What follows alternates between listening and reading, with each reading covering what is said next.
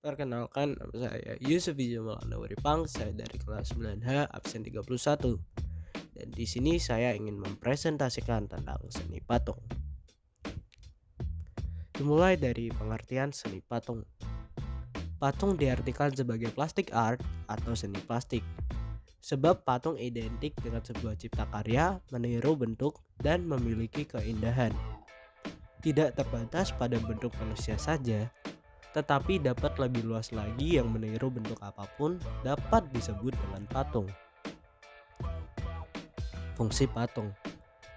Umumnya patung memiliki 3 fungsi, yaitu yang pertama, patung sebagai fungsi personal, yang kedua, patung sebagai fungsi sosial, dan yang ketiga, patung sebagai fungsi fisik.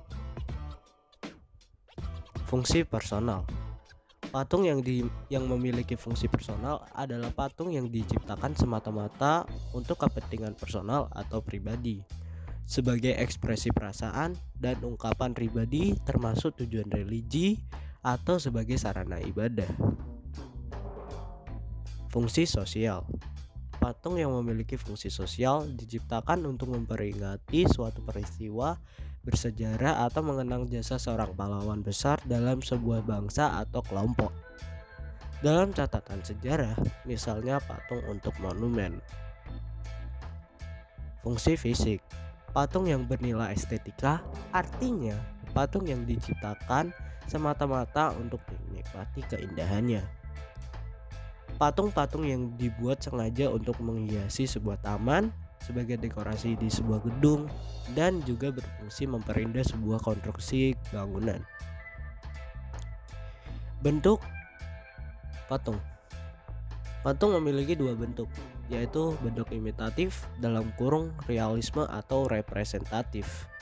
Yang kedua, bentuk non-figuratif dalam kurung abstrak. Bentuk imitatif. Corak ini merupakan tiruan dari bentuk alam dalam kurung manusia dan tumbuhan. Perwujudannya berdasarkan fisioplastis atau bentuk fisik, baik anatomi proporsi, harmoni, dan kesatuan unity bentuk. Patung corak realis tampak pada karya Hendro, Trubus, Sabtoto, dan Edi Sunarso. Patung bentuk non-figuratif. Patung ini secara umum sudah meninggalkan bentuk-bentuk alam perwujudannya, bersifat abstrak. Patung yang tidak menampilkan bentuk yang umum dikenal seperti bentuk-bentuk yang ada di alam. Ia mengolah elemen-elemen rupa trimatra seperti garis, bidang, ruang, dan memperlakukan unsur-unsur rupa tersebut sebagaimana adanya dan tidak menggambarkan bentuk-bentuk alam. Kemudian alat dan bahan yang digunakan untuk membuat seni patung. Alat dan bahan yang biasa digunakan adalah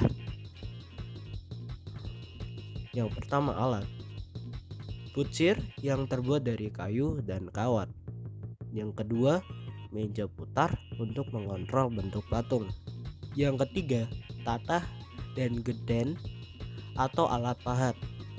Dan yang terakhir, palu untuk memukul. Kemudian bahan yang digunakan adalah bahan lunak seperti tanah liat, lilin, dan plastisin. Yang kedua, bahan sedang seperti kayu mahoni, kayu waru, dan kayu sengon.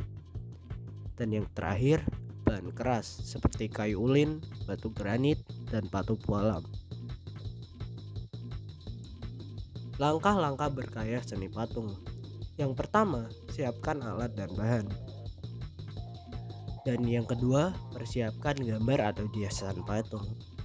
Yang ketiga, kemudian tempel gambar pada bahan. Yang keempat, lakukan pemotongan pada kayu untuk membuat pola dasar.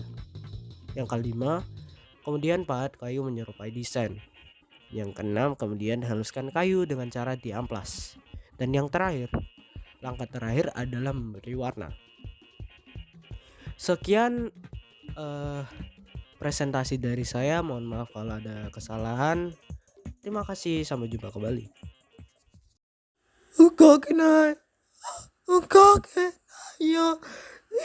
Jutsu Sae